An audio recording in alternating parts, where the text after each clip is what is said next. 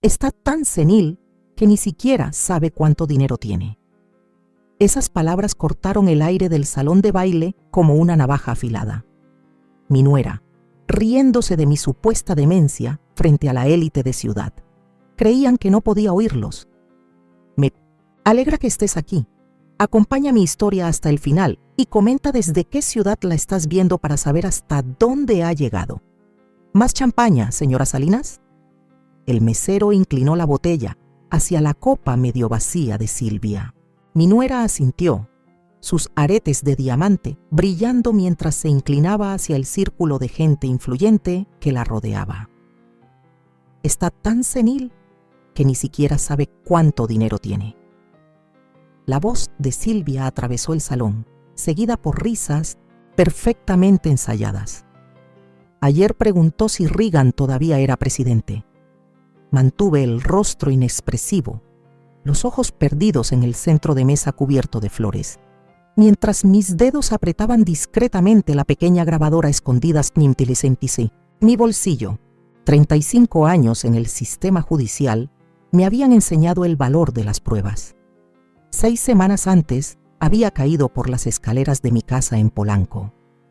El accidente fue justo un día después de mencionar a Jacobo mi intención de revisar los documentos de la fundación educativa que Rubén, mi difunto esposo, y yo habíamos creado.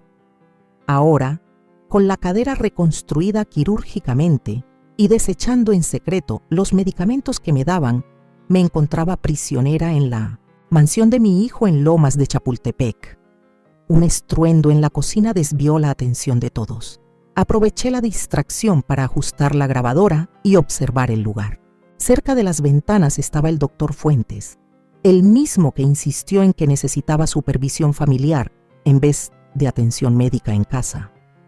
En la barra vi a Gustavo, mi hermano, que apartó la mirada rápidamente cuando nuestras miradas se cruzaron. «Es hora de tu medicina, querida Eleanor». La voz empalagosa de Silvia interrumpió mis pensamientos mientras me alejaba de la fiesta en silla de ruedas. Sus dedos se clavaron en mi hombro, un recordatorio sutil de quien tenía el control de mi cuerpo. Desde la ventana de lo que ahora era mi habitación, podía ver el Tribunal Federal donde presidí durante 2 décadas casos de fraude financiero complejo. La ironía no se me escapaba. Pasé mi vida protegiendo a otros de depredadores sofisticados, solo para descubrirme vulnerable frente a los que llevan mi propio apellido. Deberías descansar ya. El tono de Silvia dejaba claro que no era una sugerencia. El doctor Fuentes dice que demasiada estimulación no es buena para tu estado. Asentí, sin decir palabra, observándola mientras revisaba la cámara de seguridad en la esquina antes de salir. La puerta se cerró con un clic, seguido por el leve giro de una llave. Encerrada otra vez. Cuando sus pasos desaparecieron, saqué la grabadora del bolsillo y la escondí bajo la almohada, junto a la carta que encontré ayer. Una correspondencia entre mi hijo y el juez Hernández que hablaba de una sociedad en proyectos inmobiliarios, los mismos que empecé a investigar antes de que mi repentino estado de salud forzara mi retiro hace 3 años. Mis dedos temblaban, no por la edad ni por enfermedad, sino por la rabia. Ellos lo habían planeado todo. Mi jubilación cuando me acerqué demasiado a su negocio turbio, el testamento modificado de mi esposo durante mi duelo, y ahora esto, una reclusión premeditada para apoderarse de mis bienes antes de declararme incapaz. Miré el calendario junto a mi cama y empecé a calcular. Basado en la conversación telefónica de Jacobo que alcancé a oír, planeaban declararme legalmente incompetente en 47 días. Cerré los ojos, no en señal de rendición, sino para concentrarme. Durante décadas, había sentenciado a delincuentes de cuello blanco que se creían intocables. Desenredé esquemas financieros complejos, construidos sobre mentiras y manipulación. Ahora, tenía que aplicar ese mismo análisis metódico a mi propio caso. El mazo en mi mente golpeó con firmeza. El juicio había comenzado, y a diferencia de los acusados que enfrenté en el tribunal, mi familia no tenía ni idea de que ya estaban siendo evaluados. A lo largo de mis años como jueza, aprendí que las cárceles adoptan muchas formas. La mía era una jaula de vidrio y mármol, valuada en varios millones. Rastreé mi encierro con precisión, anotando cada rutina, cada vulnerabilidad en esta casa que me mantenía prisionera. Las cámaras de seguridad tenían puntos ciegos, el personal seguía horarios predecibles y las conversaciones susurradas fluían cuando pensaban que yo dormía. «Hay que ajustar su medicación otra vez», murmuró Silvia a la enfermera que ella misma había contratado. Estaba demasiado alerta durante la cena. Mi cuarto, que antes fue el despacho de Rubén, era registrado todos los días. Las cartas se abrían, las llamadas eran vigiladas, los medicamentos se administraban con una precisión militar, aunque las dosis no coincidían con la receta original de mi médico. Silvia había reprogramado mi rutina para que estuviera somnolienta cuando llegaran visitas y despierta durante las horas nocturnas cuando me encontraba sola. Descubrí el motivo por el cual querían retenerme aquí, específicamente durante una de mis exploraciones a medianoche. Detrás del cuadro del puerto de Ciudad en mi cuarto, en la antigua oficina de Rubén, había una caja fuerte empotrada que contenía los documentos de la fundación. Si vendían mi casa en Polanco, como Jacobo insistía, tendrían acceso total sin levantar sospechas. Mi cuerpo estaba débil, pero mi mente, la misma que había desentrañado los fraudes financieros más complejos de Nueva Inglaterra, afinaba su enfoque. «Ellanar, ¿estás despierta?» Mi hermano Gustavo entró sin tocar, con una sonrisa forzada que no alcanzaba sus ojos. «Traje los libros que pediste». Lo observé con atención, el leve temblor en sus manos, la mirada esquiva, el reloj nuevo que probablemente costaba más de lo que su negocio en ruinas podía sostener. «Gracias», murmuré, interpretando el papel que esperaban de mí. «Ya ni recuerdo. ¿Trajiste novelas de misterio o libros de jardinería?» «Los de misterio», respondió, aunque yo jamás había especificado el género. Otra prueba fallida. Cuando se fue, escuché a Jacobo hablando por teléfono en el pasillo. Su voz era baja, pero apremiante. «El neurólogo está confirmado para el 15. Sí, necesitamos la evaluación de competencia antes del cierre del proyecto en la costa. Hernández me aseguró que lo acelerará, pero necesitamos la documentación adecuada. Hice el cálculo mental. 47 días hasta que intentaran arrebatarme legalmente mi autonomía. 37 días para construir mi defensa. Esa noche, forcé el pestillo de la ventana con un abrecartas que había escondido en secreto. El aire de primavera de Ciudad entró a raudales, mi primer respiro de libertad en semanas. La caída de 3 pisos hacía imposible escapar con mi cadera, pero tenía otro plan. Al otro lado del jardín, podía ver la ventana de mi nieta adolescente, Mariana. La luz seguía encendida a pesar de la hora. A diferencia de los demás, ella me había mostrado verdadera preocupación, una resistencia sutil al relato de sus padres sobre mi estado. Tomé el pequeño espejo de mi tocador y lo incliné para atrapar la luz de la luna, dirigiéndola hacia su ventana en un patrón conocido. 3 destellos cortos, 3 largos, 3 cortos SOS. Un viejo código de los veranos en los que le enseñaba código Morse en nuestra casa de Acapulco. Pasó un momento y su luz parpadeó en respuesta. 3 cortos, 3 largos, 3 cortos. Mi primera posible aliada. La ironía no me pasó desapercibida. Una jueza poderosa, ahora dependiendo de una chica de 16 años. Pero en mis décadas, en el estrado, aprendí que la justicia muchas veces llega desde los rincones menos esperados. Cerré la ventana con cuidado, recordando las palabras que tantas veces les dije a los acusados. La verdad siempre encuentra la manera de salir a flote. Siempre. Por primera vez desde mi accidente, sentí una pequeña chispa de esperanza.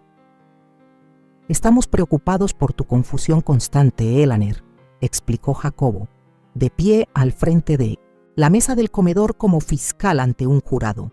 «Por eso reunimos a todos aquí». Observé los rostros alrededor.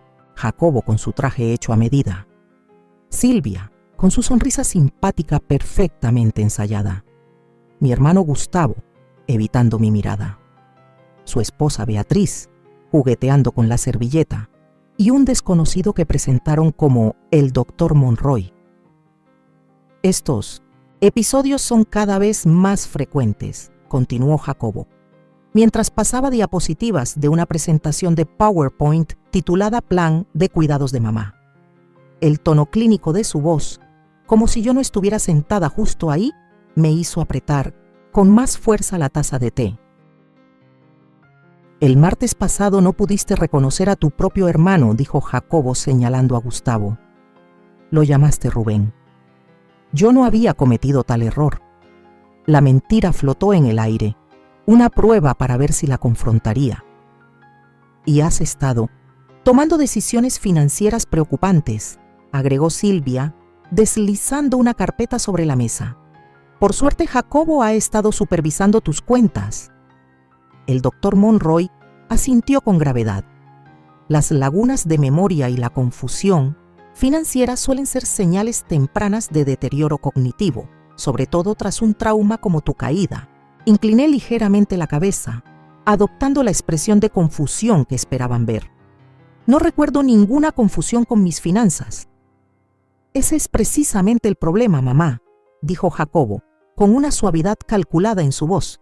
¿No lo recuerdas? Vi cómo pasaban documentos entre ellos, papeles que nunca había visto, con firmas que supuestamente eran mías. 3 años como fiscal y 20 como jueza me habían enseñado a reconocer una falsificación al instante. Me gustaría una segunda opinión, dije con calma. El Dr. Monroy sonrió condescendiente. Ya ha visto a 3 especialistas, señora Salinas. Todos coinciden en que las decisiones financieras complejas son demasiado para usted en este momento. Otra mentira. Desde mi caída, solo había visto a un médico, el de ellos, Gustavo. Dije en voz baja, girándome hacia mi hermano. Tú me conoces mejor que nadie. ¿De verdad crees que no puedo manejar mis propios asuntos?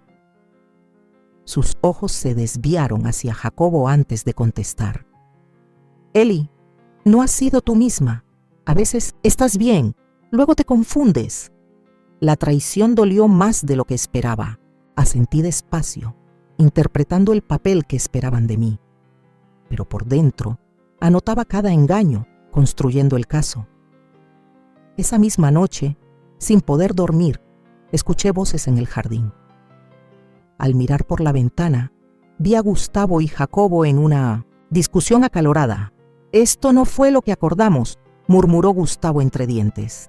Dijiste que la protegíamos de tomar decisiones impulsivas mientras se recuperaba, no que íbamos a quitarle todo. Tus problemas de dinero no se van a resolver solos, respondió Jacobo con frialdad. A menos que hayas encontrado otra forma de cubrir tus deudas de juego. Los hombros de Gustavo se desplomaron, vencidos. Solo prométeme que la van a cuidar. Por supuesto, tendrá la mejor atención que el dinero pueda pagar, contestó Jacobo con la misma voz pulida que le había escuchado usar con tantos clientes en mi sala de audiencias.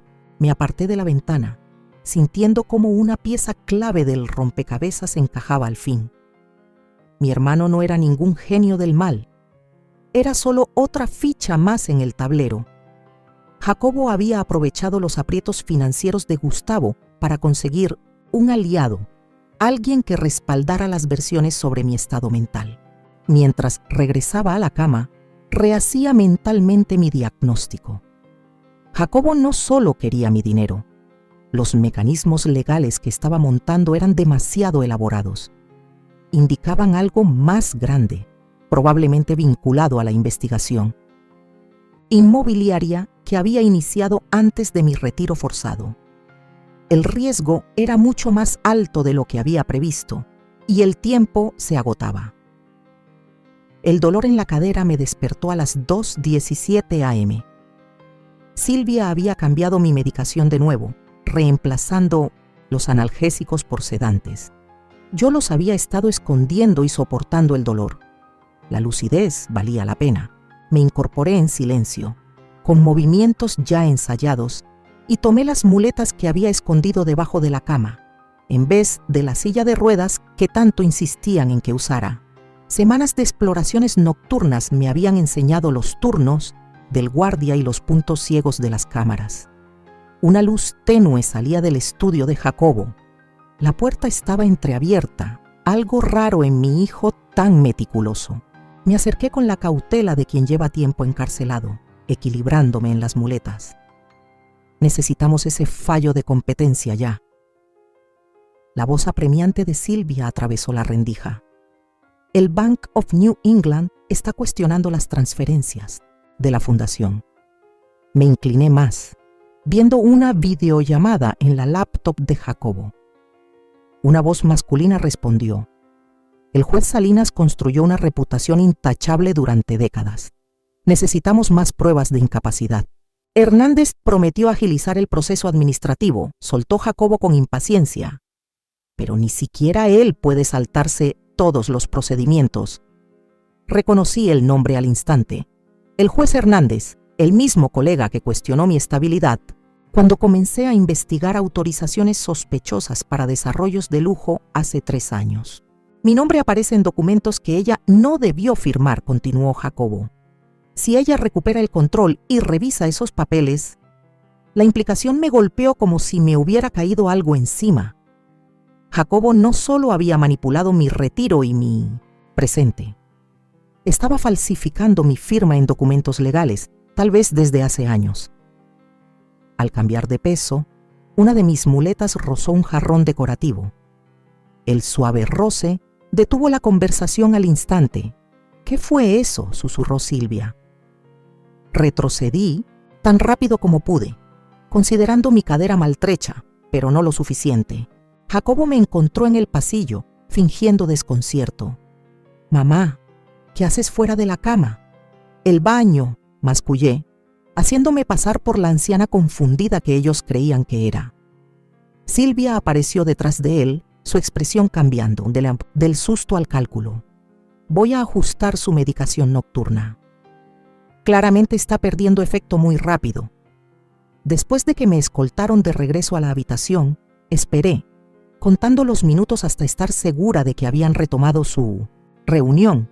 Luego, saqué la pequeña libreta que había escondido dentro del lomo hueco de un libro. Otro truco de mis días como fiscal de delitos financieros. Durante ese tiempo, fui registrando cada conversación que escuchaba por casualidad, cada visita sospechosa, cada irregularidad en mi cuidado. La contraseña del portátil de Jacobo fue sorprendentemente fácil de adivinar durante mis exploraciones nocturnas anteriores. Silvia Sose 714, el nombre de su esposa y su fecha de nacimiento. Las personas rara vez se alejan de sus patrones personales, un hecho que ya había aprovechado en incontables casos de fraude. Lo que descubrí confirmó mis peores temores. Correos que detallaban cómo Jacobo había modificado el testamento de Rubén, mientras yo estaba fuertemente medicada tras su repentina muerte. Evidencia de la alianza entre Jacobo y Hernández para forzar mi retiro anticipado cuando empecé a investigar su proyecto inmobiliario. Documentos que mostraban transferencias sistemáticas desde mis cuentas hacia entidades en el extranjero. Añadí las revelaciones de esta noche a mi expediente en constante crecimiento. Mi mente legal organizaba metódicamente las pruebas, incluso mientras mi corazón se quebraba ante la profundidad de la traición. El hijo que crié, la mente jurídica que ayudé a formar, había convertido en armas todas las lecciones que le enseñé. Mi mano temblaba levemente al escribir, no por la edad ni la enfermedad, sino por una rabia helada y lúcida. Por primera vez desde el accidente, comprendí plenamente la magnitud de lo que enfrentaba y lo que podría perder si fracasaba. ¿Te gustó el té, Leonor?, preguntó Silvia, recogiendo mi taza vacía con esa sonrisa condescendiente que tanto llegué a detestar. La manzanilla es mi favorita, mentí. Siempre la había odiado, y eso mi difunto esposo lo habría sabido al instante. La ignorancia de Silvia sobre esos pequeños detalles revelaba lo superficial de su cuidado. Al irse, repasé mentalmente mi situación. Quedaban 42 días para la audiencia de competencia que ellos creían que yo desconocía. Mi movilidad limitada por una fractura de cadera en recuperación. Mis comunicaciones vigiladas, mis medicamentos controlados. En mi contra estaba mi hijo, un abogado brillante con conexiones poderosas. Una nuera con influencia social entre la élite de ciudad. Un juez federal corrupto. Y un hermano doblegado por problemas económicos. Un enfrentamiento directo sería un desastre. Ya habían empezado a construir la narrativa de que yo estaba confundida e inestable. Sería mi palabra contra la de una familia preocupada y varios testigos expertos. La solución vino de un caso inesperado que presidí años atrás. Un denunciante corporativo que sobrevivió reflejando la imagen que esperaban de él mientras reunía pruebas. Si querían a una anciana confundida, justo eso les iba a dar.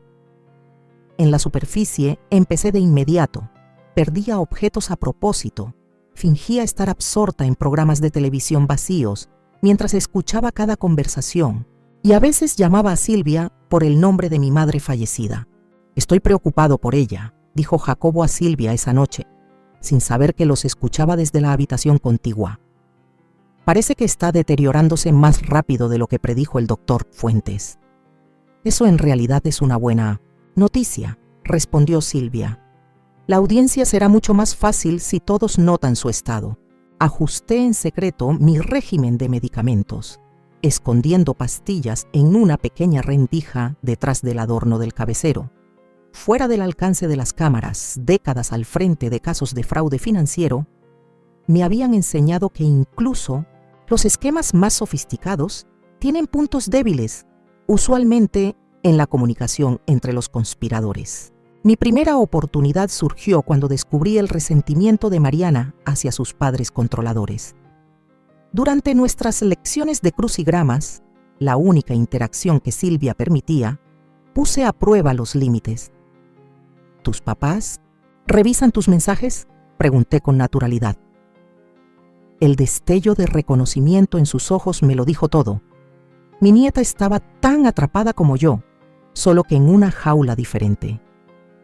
«Tienen controles parentales en mi celular», susurró. «Pero no en mi tableta de la escuela». Esa noche, después de confirmar que Mariana estaba dispuesta a ayudarme. «Te están tratando como si ya no estuvieras. Abuela, redacté un correo con un lenguaje codificado y preciso para mi exasistente judicial, María Guadalupe. Revisión urgente del caso 67R requerida. Documentación comprometida. Se necesita canal, seguro». Durante 15 años, María fue mi mano derecha en el tribunal. Ella entendería que ese código indicaba una investigación por corrupción judicial interna y que documentación comprometida significaba coacción. Mientras Mariana se escabullía con la tableta de vuelta a su habitación, enfoqué mi atención en Carlos Méndez, el chofer contratado para mis citas médicas. Lo había observado con cuidado, la forma respetuosa en que sostenía la mirada, diferente a los demás que me veían como si no existiera. Su ayuda sutil, sin hacerme sentir inútil. Había algo en él que me resultaba conocido, aunque no lograba ubicarlo con claridad, pero mi intuición, afiliada tras décadas de interrogar testigos, me decía que podría convertirse en un aliado, crucial en lo que empezaba a sentirse como el caso más importante de toda mi carrera. Un juicio donde yo era jueza, fiscal y víctima, con mi libertad y mi legado pendiendo de un hilo. El deterioro cognitivo puede manifestarse de forma inconsistente, explicó el doctor Lorenzo Pérez a Jacobo y Silvia, mientras yo, sentada frente a él, parpadeaba con lentitud exagerada. Algunos días parecen mejores que otros. Reconocí a Pérez de inmediato. Hace 5 años llevé un caso contra su clínica por fraude de seguros. La evidencia era abrumadora, pero fue desestimado por cuestiones técnicas. Vi el reconocimiento cruzar fugazmente sus ojos cuando Jacobo nos presentó, aunque lo escondió bajo una fachada profesional. Durante toda la evaluación, alterné entre momentos de lucidez aguda y una niebla mental simulada, desestabilizando su análisis. Cuando la enfermera salió un momento, abandoné el acto. Doctor Pérez, dije con el tono autoritario que usaba en la corte, tengo 30 segundos. Conozco las irregularidades en la facturación de su clínica en 2020. Esos registros fueron sellados, no destruidos. Firme una declaración falsa sobre mi capacidad mental y me encargaré de que sean reabiertos. Eso es chantaje, jueza. Salinas, es supervivencia, doctor, y una oportunidad de redención. Volví a mi papel de confusión cuando la enfermera regresó. Al día siguiente, Carlos Méndez me ayudó a subir al auto para mi cita de fisioterapia. Mientras nos alejábamos de la mansión, habló sin mirarme. No se acuerda de mí, ¿verdad, jueza Salinas? Lo observé por el espejo retrovisor. Debería. Hace 10 años. Distrito Federal contra Méndez. Caso de fraude bancario. Me vino el recuerdo. Carlos Méndez, un joven empleado financiero presionado por sus superiores para falsificar registros. Reconocí su coacción y ordené rehabilitación en lugar de prisión.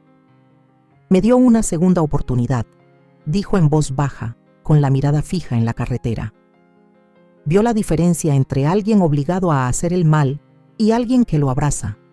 Y ahora trabajo para su hijo. Cambié un poco mi nombre. La verificación de antecedentes de su hijo fue superficial. Me sostuvo la mirada en el retrovisor. Reconocí las señales desde que me contrataron. La forma en que hablan de usted cuando no está presente, los horarios de medicamentos. Y aún así, usted no ha dicho nada. He estado esperando, observando. Me pasó un teléfono seguro sin apartar la vista del camino. Su antigua asistente le manda saludos. Está infiltrada en la firma de abogados, de su hijo como secretaria temporal. Mis antiguos contactos en la corte lo gestionaron. Mi tercer aliado apareció más tarde esa misma semana, cuando la jueza Marta Villanueva, una colega de años, vino a hacer una visita amistosa. Silvia no se despegaba hasta que Marta mencionó los síntomas recientes de su menopausia, lo cual bastó para que mi nuera, incómoda hasta los huesos, se excusara y saliera huyendo. Recibí un mensaje preocupante, dijo Marta cuando por fin estuvimos a solas, hablando en voz baja. María me mandó tu código, cuéntamelo todo. Durante 20 minutos le expliqué mi situación. La jubilación forzada, los medicamentos manipulados, los planes que escuché sobre internarme en una institución. Marta me escuchó como si estuviera en medio de un juicio por asesinato. Han cometido un error monumental, dijo al fin. Ven tu fragilidad física y asumen que también hay un deterioro mental. Un error común, pero bastante útil, rebatí. SNIC, han aislado, controlan mis medicinas, vigilan mis comunicaciones y están armando con cuidado un caso de incompetencia. Entonces nos toca armar un caso más fuerte, respondió Marta apretándome la mano. Ellaner, tú enseñaste a toda una generación de abogados en Ciudad a desmenuzar conspiraciones financieras. Es hora de aplicar esas lecciones en carne propia.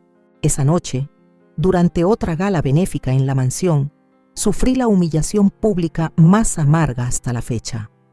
Silvia, más valiente de lo normal gracias al champán, me presentó ante la alta sociedad de Ciudad como nuestra querida Eleanor, que tristemente ya no distingue el pasado del presente, insinuando que confundía a las personas con personajes de telenovela. Mi respuesta fue derramarme champán en el vestido por accidente, reforzando su narrativa sobre mi decadencia, mientras el pequeño dispositivo de grabación escondido, en mi broche, cortesía de Marta, captaba cada palabra cargada de desprecio. Más tarde, sola y escuchando la grabación, noté algo que antes me había pasado por alto. El tono íntimo que Silvia usó al mencionar a Hernández, insinuando que su relación iba mucho más allá de lo profesional. Otra pieza del rompecabezas encajó. Algo se estaba gestando con las aprobaciones del desarrollo costero. Alguien está haciendo preguntas sobre nuestro proceso de licencias, murmuró Jacobo por teléfono, caminando de un lado al otro de su estudio mientras yo fingía dormir en un sillón cercano. Mi estrategia ya había entrado en fase activa a través de los canales que María había preparado. Información cuidadosamente seleccionada, no suficiente para iniciar una investigación formal, pero sí lo bastante provocadora para levantar sospechas, había llegado a oídos de reporteros financieros. Al mismo tiempo, Marta organizó que un inversionista de peso en proyectos costeros solicitara una reunión urgente con Jacobo sobre posibles irregularidades regulatorias. Hernández está sintiendo la presión del Comité de Ética Judicial, le dijo Silvia a Jacobo esa misma noche, en una discusión en voz baja que llegaba hasta mi habitación a través del conducto de la calefacción. Tenemos que cerrar la declaración de incompetencia antes de que ella tenga un momento de lucidez. Jacobo contrató al famoso neuropsiquiatra, Dr. Kenneth Goldstein, para una evaluación definitiva. Sin saber que Goldstein y yo habíamos trabajado juntos años atrás en un comité de ética médico-legal, el doctor, reconocido por su integridad inflexible, había sido sugerido por Marta precisamente por esa cualidad. Durante una evaluación legítima de la cadera, finalmente logré estar a solas con María. «Estamos listas para avanzar», susurró mientras el médico revisaba mis radiografías en otra sala. «Pero necesitamos pruebas físicas del testamento original y de las transferencias bancarias. Sin eso, es tu palabra contra la de él. Y él ha construido una historia muy convincente sobre tu salud mental». El desafío parecía imposible. ¿Cómo podría yo, con movilidad limitada y vigilada todo el tiempo, acceder a la caja fuerte en mi habitación y sacar los documentos? «Mi nieta», dije en voz baja, «ella es nuestra clave». Esa noche, mientras Silvia supervisaba con demasiada atención mi hora del baño y mi medicación, noté su tensión. Las pruebas falsas sobre mi deterioro estaban funcionando demasiado bien. Estaban acelerando los planes, temerosos de dejar cabos sueltos. «Debe ser agotador», comenté vagamente, «cuidar a alguien tan confundida». La sonrisa de Silvia se volvió tensa. «La familia cuida de la familia, Elaner». «Sí», respondí, mirándola directo a los ojos, dejando caer por un instante mi fachada. «Eso es exactamente lo que debe hacer una familia». Algo en mi expresión la hizo retroceder levemente. Por un breve instante, una chispa de duda cruzó su rostro. ¿Me habría subestimado? El momento se desvaneció cuando recobró la compostura, atribuyendo mi lucidez momentánea a un simple altibajo. Pero yo lo vi, la primera grieta en su seguridad. Más tarde esa noche, después de otra lección de crucigramas con Mariana, puse en marcha la siguiente fase. Le conté más verdades a mi nieta. «Tus padres están intentando tomar control de mis bienes y de la fundación educativa que tu abuelo y yo planeamos. Descubrí que tu padre falsificó documentos durante mi duelo. Están aprovechando mi condición física temporal para declararme mentalmente incompetente». La respuesta de Mariana mostró una madurez que superaba sus 16 años. Siempre sentí que algo no estaba bien en esta casa. «¿Cómo puedo ayudarte?». Le expliqué que necesitaba acceder a la caja fuerte escondida detrás del cuadro en mi habitación, que antes era la oficina de Rubén, y digitalizar documentos clave. Juntas elaboramos un plan. Mariana generaría una distracción para alejar a Silvia y a Seguridad, dándome minutos valiosos para abrir la caja fuerte. Al salir, Mariana se detuvo en la puerta. «Abuela, te he observado toda mi vida. Nunca fuiste del tipo de persona que se rinde. Por eso te tienen tanto miedo». Sus palabras reforzaron mi determinación. La jueza, que había dedicado décadas a garantizar justicia para los demás, no iba a fallar al conseguirla para sí misma. El pronóstico del tiempo en ciudad anunciaba una tormenta severa, vientos fuertes y lluvias torrenciales. Lo había estado monitoreando con atención, sabiendo que los extremos climáticos a menudo provocan interrupciones eléctricas e interfieren con los sistemas de seguridad. Los generadores de respaldo están cargados y listos, escuché decir a Jacobo al personal de seguridad. Protocolo estándar durante los apagones. Prioridad a los sistemas de vigilancia, luego al control climático. Perfecto. Cuando la tormenta azotó con toda su fuerza, las luces de la mansión parpadearon brevemente antes de apagarse por completo. Se encendió la iluminación de emergencia, pero los sistemas de seguridad necesitaban aproximadamente 3 minutos para pasar a la energía de respaldo.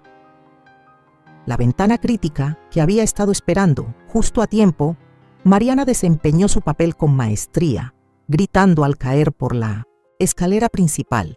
Silvia y el guardia de seguridad corrieron a auxiliarla, tal como estaba previsto. Me moví con rapidez. Los meses de práctica secreta con mis muletas dieron frutos mientras llegaba al cuadro que ocultaba la caja fuerte. Mis dedos, firmes a pesar de todo, marcaron la combinación que había memorizado décadas atrás, cuando Rubén la instaló por primera vez. Dentro estaba exactamente lo que necesitaba.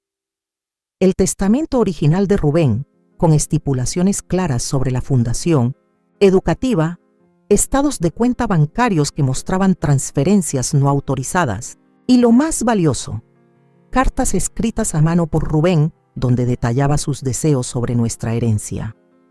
Usando la pequeña cámara que Marta me había proporcionado, fotografié cada documento esencial. Para cuando los sistemas se restablecieron y la seguridad volvió a su rutina habitual, todo estaba de vuelta en su lugar. Ni rastro de mi presencia. La tormenta siguió durante toda la noche. Por la mañana, mientras Ciudad aún lidiaba con inundaciones y cortes de energía, el doctor Goldstein llegó para mi evaluación programada. Agentes federales, usando las mismas condiciones meteorológicas como cobertura para una operación discreta, se posicionaron estratégicamente cerca. A pesar de las protestas de Silvia, Goldstein insistió en realizar la evaluación de forma privada. Tras extensas pruebas cognitivas, declaró con firmeza: la jueza Salinas no solo demuestra plena capacidad cognitiva, sino que posee una de las mentes más agudas que he evaluado en mi carrera profesional. Cualquier sugerencia de incapacidad mental es, en mi opinión profesional, completamente infundada. Mientras Silvia intentaba refutar su evaluación, los agentes federales se presentaron con órdenes de cateo tanto para la residencia como para la oficina de Jacobo. La sincronía no fue casualidad, era la culminación de semanas de planificación meticulosa coordinada por Marta Villanueva y el fiscal federal Domínguez, basada en la evidencia que había ido proporcionando poco a poco. ¿Qué significa esto?, exigió Jacobo al llegar a casa y ver a los agentes catalogando sus archivos. Jacobo Salinas, declaró el fiscal Domínguez con tono formal. Estamos investigando acusaciones de abuso a personas mayores, fraude, falsificación y corrupción judicial.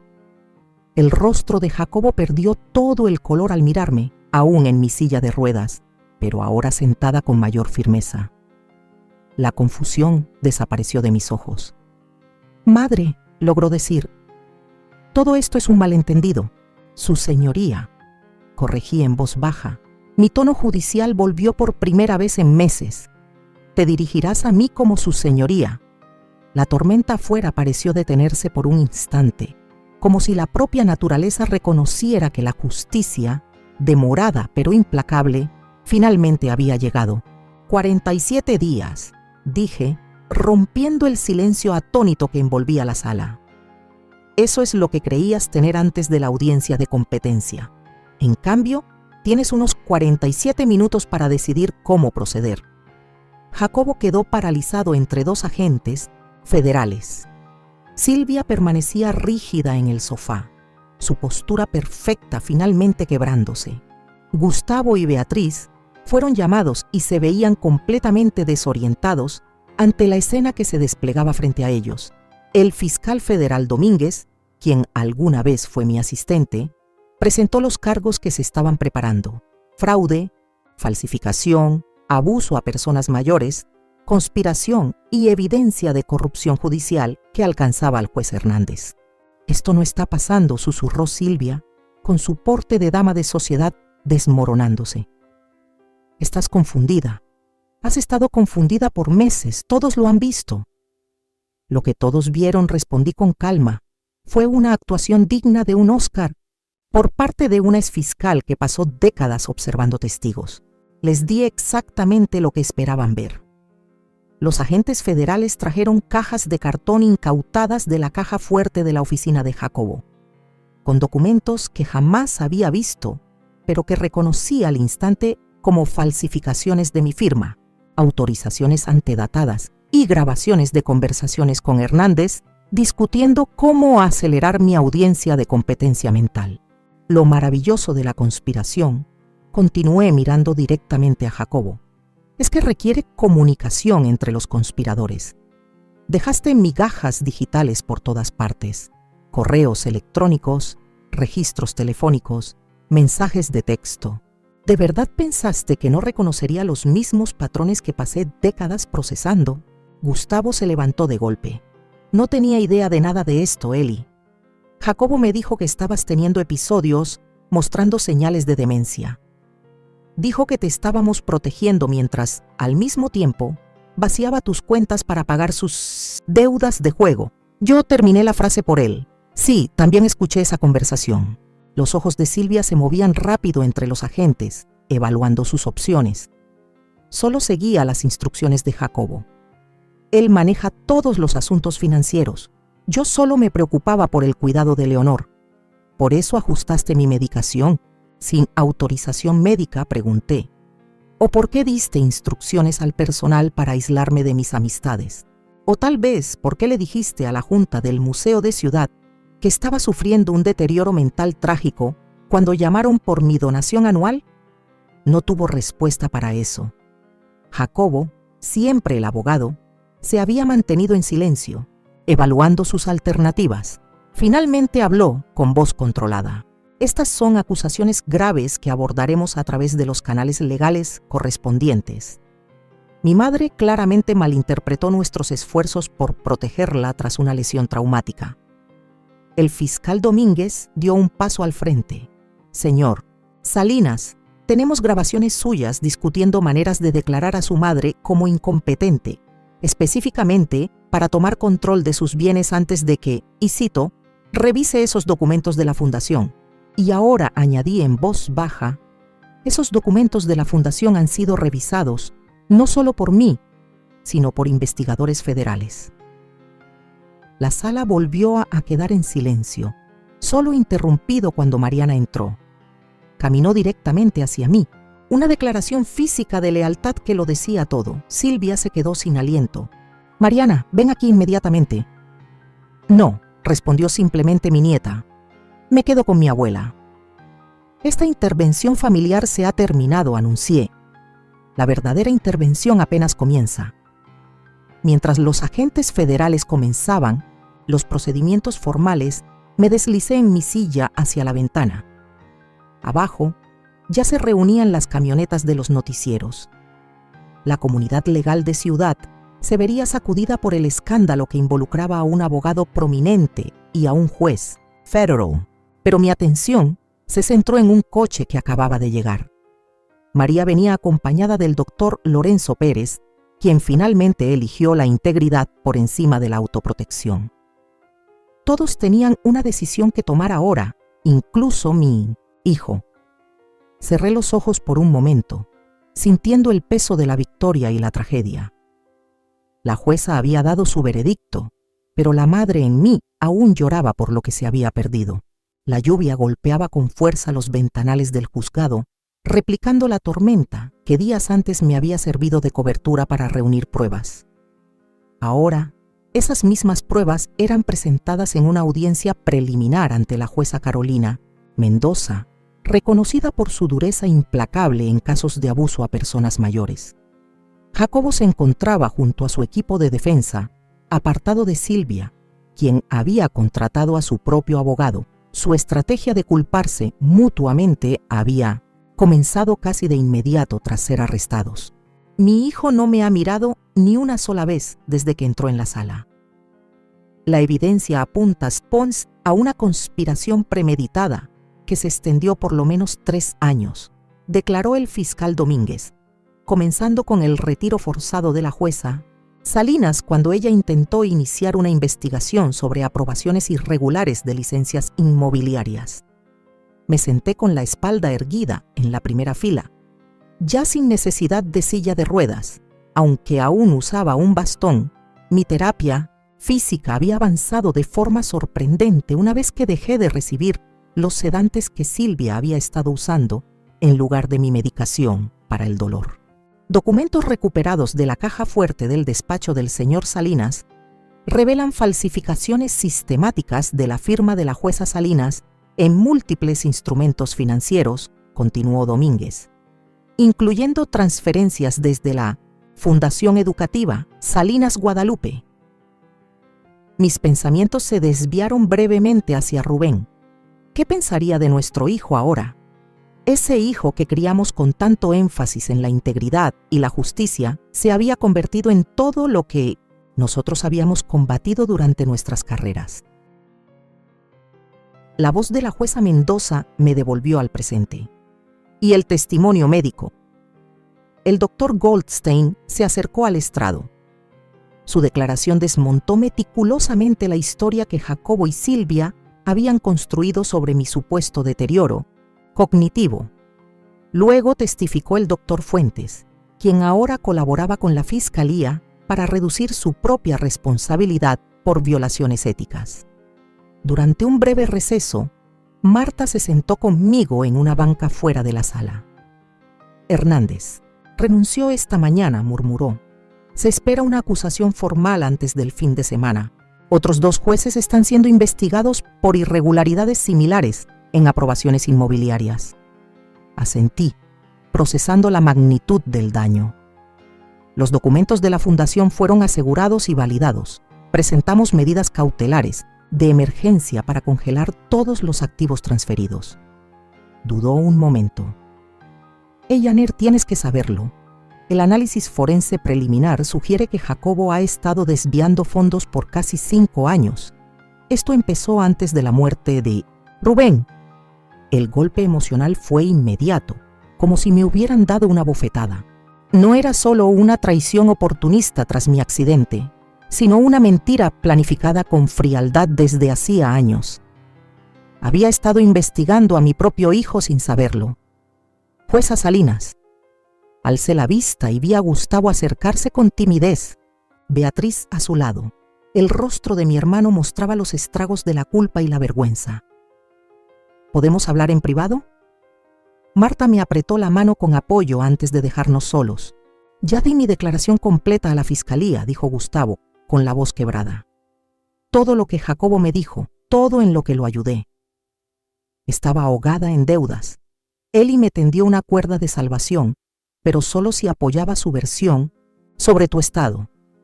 Observé a mi hermano mayor, siempre imprudente con el dinero, siempre buscando atajos. ¿Tú sabías lo que él tramaba? ¿Todo lo que planeaba? No, insistió Gustavo, con los ojos empañados. Dijo que después de tu caída necesitabas supervisión, que tu juicio estaba afectado.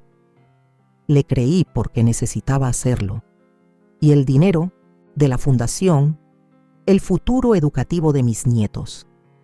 Gustavo desvió la mirada, incapaz de sostener la mía. Fue respuesta suficiente. Cuando se reanudó la audiencia, observé a Jacobo con atención. Aquel abogado, seguro de sí mismo, se veía disminuido. Su traje caro de pronto le quedaba grande. Cuando la jueza Mendoza negó la fianza por riesgo de fuga y manipulación de pruebas, algo se quebró en su expresión. Tal vez fue la primera vez que entendió que sus conexiones poderosas no podían protegerlo de las consecuencias. Cuando lo escoltaron fuera de la sala, nuestras miradas se cruzaron. En ese instante, yo no era la jueza Elellanena Salinas, famosa por su rigidez al aplicar la justicia. Era simplemente una madre, testigo del colapso moral absoluto de su hijo. Mantuve la compostura hasta llegar al cuarto privado que Marta había preparado. Solo allí, fuera de la vista pública, me permití un instante de duelo profundo por todo lo perdido. No solo bienes y confianza, sino la familia misma. Luego me enderecé, me sequé las lágrimas y me preparé para enfrentar las cámaras que esperaban afuera. El caso no había terminado y la justicia, como había dicho en tantas salas de juicio, no solo debe hacerse, sino parecer que se hace. De pie. El tribunal entra en sesión. Preside la honorable jueza Carolina Mendoza. Habían pasado 6 meses desde la audiencia preliminar. Después de decenas de mociones, contramociones y negociaciones, de culpabilidad, el caso contra mi hijo había llegado a su desenlace. Jacobo aceptó un acuerdo que implicaba a Hernández y a varios funcionarios en una red más amplia de corrupción. Me senté en la primera fila, con el mismo sobrio traje negro que usé en mi último día como jueza. A mi lado, Mariana me apretó la mano con cariño. Mi nieta se había mudado conmigo de forma permanente, floreciendo lejos del hogar manipulador de sus padres. Antes de aceptar este acuerdo, dijo la jueza Mendoza a la corte: «Quiero escuchar a la víctima. Jueza Salinas, ¿desea hacer una declaración?». Me acerqué al podio, sintiendo el peso de todas las miradas. Durante décadas había estado detrás del estrado, ahora estaba frente a él, una posición que nunca imaginé. «Su señoría», comencé con voz firme, «la justicia cumple 2 funciones esenciales en la sociedad: hacer que quienes violan nuestras leyes rindan cuentas y ofrecer una vía de rehabilitación cuando es posible». Sentí los ojos de Jacobo desde la mesa del acusado. Su rostro era indescifrable. Jacobo Salinas no solo violó leyes escritas, sino también la confianza humana más fundamental. Como fiscal, perseguía a quienes se aprovechaban financieramente de otros. Como jueza, sentencié a quienes explotaban las vulnerabilidades ajenas. Pero, como madre, mi voz se quebró apenas, pero pronto recobró fuerza. Como madre no vi la corrupción moral que crecía en mi propia casa. La sala permaneció en absoluto silencio. El acuerdo de culpabilidad ante esta corte reconoce sus delitos y establece un marco para una posible rehabilitación. Lo apoyo no por sentimentalismo maternal, sino por principio judicial. Nuestro sistema debe castigar las faltas, pero también dejar espacio para la redención, por difícil o lejana que parezca. La jueza Mendoza asintió con reflexión.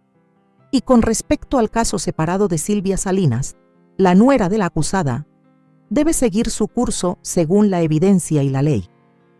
Su manipulación deliberada de mi medicación, por sí sola, demuestra una intención premeditada de hacerme daño. No pido trato especial ni a favor ni en contra de ella por el hecho de ser familia. Cuando regresé a mi asiento, el juez Mendoza aceptó formalmente el acuerdo de culpabilidad. Jacobo cumpliría 7 años con posibilidad de libertad condicional a los 5, dependiendo de su cooperación continua con las investigaciones de corrupción en curso. Al finalizar el proceso, se le permitió a Jacobo hablar conmigo antes de ser llevado bajo custodia. «¿Por qué aceptaste el trato?», preguntó, con una confusión sincera en su voz. «Después de todo lo que hice». «Porque la justicia no es venganza», respondí con calma. Pasé mi carrera asegurándome de que las consecuencias fueran proporcionales, no simplemente castigos. ¿Eso es todo? ¿Un principio legal? Observé el rostro de mi hijo, buscando alguna chispa del niño que crié. No, Jacobo, lo acepté porque, a pesar de todo, recuerdo quién eras antes de que la ambición te corrompiera. Si esa persona todavía existe en algún rincón, es algo que solo el tiempo podrá revelar. Bajó la mirada. No empecé planeando todo esto. Fue una concesión, luego otra, y otra más que parecía fácil. Lo sé, lo interrumpí con suavidad. He escuchado esa misma historia de muchos acusados. La verdadera pregunta es si vas a usar estos años para reconstruir tu integridad o solo para tramar tu próximo plan. Mientras los guardias se preparaban para escoltarlo, Jacobo dudó. los documentos de la fundación. ¿De verdad papá pensó estructurarla así, con tantas restricciones y mecanismos de control?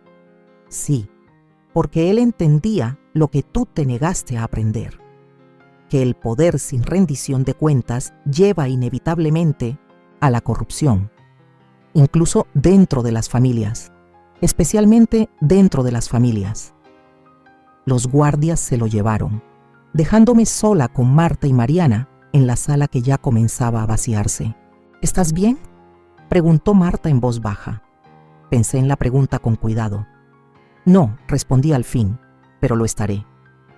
Afuera los reporteros esperaban declaraciones. Dentro reuní fuerzas para un último acto judicial, enfrentando al público, no como una víctima en busca de compasión, sino como la representación viva de la justicia misma, herida pero firme, destrozada en lo personal, pero reivindicada en lo profesional.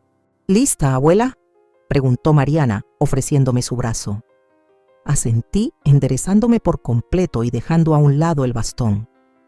La justicia se sostiene por sí sola, murmuré, aunque duela. El caso Salinas ha transformado radicalmente las leyes de protección a personas mayores en Massachusetts, declaró el decano Herrera desde el podio. El auditorio de la Facultad de Derecho de Salamanca estaba lleno de estudiantes, profesores y medios para el simposio sobre justicia para los mayores. Estaba sentada en el escenario junto a panelistas distinguidos, ya sin usar siquiera un bastón. 6 meses de fisioterapia adecuada habían restaurado casi por completo mi movilidad, aunque los inviernos en ciudad seguramente seguirían trayendo dolor a mi cadera. La experiencia de la jueza Salinas ha expuesto vulnerabilidades críticas en nuestros sistemas de tutela, continuó Herrera.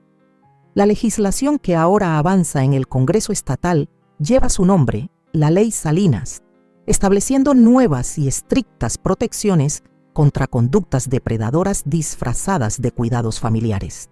Después del simposio, regresé a mi casa restaurada en Polanco. La Fundación Educativa Salinas Guadalupe ya estaba funcionando a pleno, apoyando a 15 estudiantes becados de comunidades marginadas. María había aceptado dirigirla como directora ejecutiva, aportando su minuciosidad a la gestión. Gustavo y yo habíamos llegado a una reconciliación incómoda. Su colaboración con la Fiscalía le otorgó inmunidad, pero casi todo lo demás lo había perdido. Llevaba 4 meses sobrio, reconstruyendo su vida poco a poco, empezando con un trabajo honesto, administrando una pequeña librería. Silvia fue sentenciada a 3 años por abuso a personas mayores y manipulación de medicamentos, entre otros cargos. Su círculo social desapareció tan pronto como sus delitos salieron a la luz. Aquella ex socialité que se burlaba de mi desconcierto en las fiestas elegantes ahora vestía ropa de prisión mientras cumplía servicio comunitario obligatorio con adultos mayores. El juez Hernández y otros 3 funcionarios fueron acusados en una investigación por corrupción que seguía expandiéndose.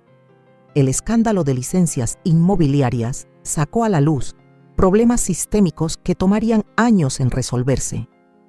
Y Jacobo. Mi hijo cumplía su condena en una cárcel federal de mediana seguridad, impartiendo clases de alfabetización legal a otros internos. Sus cartas llegaban cada mes, al principio con intentos torpes de explicar que poco a poco se convertían en reflexiones sinceras. Yo leía cada una con atención y respondía con honestidad mesurada. Si la redención auténtica era posible, aún era incierto, pero la puerta seguía entreabierta. «Abuela, ya llegaron», gritó Mariana desde abajo.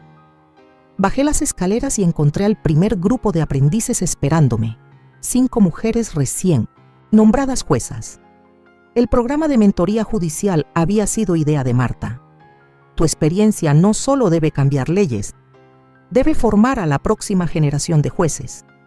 Ya instaladas en mi estudio, una jueza joven hizo la pregunta que las demás no se atrevían a formular. ¿Cómo se sigue creyendo en la justicia después de haber sufrido una injusticia tan profunda? Lo pensé bien antes de responder. La justicia no es una idea abstracta. Es una práctica diaria que exige vigilancia, sobre todo cuando se trata así de quienes más queremos. El sistema no es perfecto porque las personas no lo son, pero los principios siguen siendo válidos. Responsabilidad, proporcionalidad y la posibilidad de redención. Más tarde esa noche, cuando todos se habían ido, me senté sola en el despacho de Rubén, restaurado a su diseño original. Sobre el escritorio había una invitación para presidir un nuevo grupo de trabajo federal sobre la explotación financiera de adultos mayores, junto a un contrato editorial para mis memorias, provisionalmente tituladas El último juicio. Cuando la justicia vuelve a casa, sonó el teléfono. Era Marta llamando para hablar sobre la reunión de mañana del Comité de Ética Judicial. Mientras hablábamos, miré por la ventana hacia el Tribunal Federal visible a lo lejos, su fachada iluminada resistiendo la oscuridad que caía. Están creando una división especializada en delitos financieros contra adultos mayores, explicó Marta. Le dije que sí, que estaría allí, con esa seguridad judicial que ya conocía tan bien deslizándose en mi voz. Colgué y acaricié el pequeño pisapapeles en forma de mazo que Rubén me había regalado cuando recibí mi nombramiento federal. Durante 35 años había estado en cada uno de mis escritorios, como un recordatorio del poder y la responsabilidad que me habían confiado. El mazo nunca se detuvo. Susurré a la habitación vacía, repitiendo lo que ya había pensado. Solo cambió de sala. Afuera ciudad seguía con su ritmo vespertino. Una ciudad en la que pasé décadas velando por la justicia de otros, sin imaginar que un día tendría que pelear por la mía. El sistema se había torcido bajo el peso de la corrupción, pero al final se sostuvo gracias a quienes eligieron la integridad sobre la conveniencia, la verdad sobre la comodidad. Bajo la luz cálida de la lámpara en mi despacho, rodeada de libros de derecho y expedientes del nuevo grupo de trabajo, me permití un instante de satisfacción tranquila. No era un triunfo. El precio personal había sido demasiado alto para llamarlo así, pero sí era la firmeza de una jueza que enfrentó el caso más difícil de su carrera y emitió un veredicto fiel a los principios que la guiaron toda la vida. La justicia, aunque tardía pero decidida, por fin había llegado a casa. Ahora me da curiosidad, tú que escuchas mi prehistoria, ¿qué harías si estuvieras en mi lugar? ¿Has pasado por algo parecido? Comenta aquí abajo. Y mientras tanto, en la pantalla final te dejo otras 2 historias favoritas del canal que sin duda te van a sorprender. Gracias por ver hasta el final.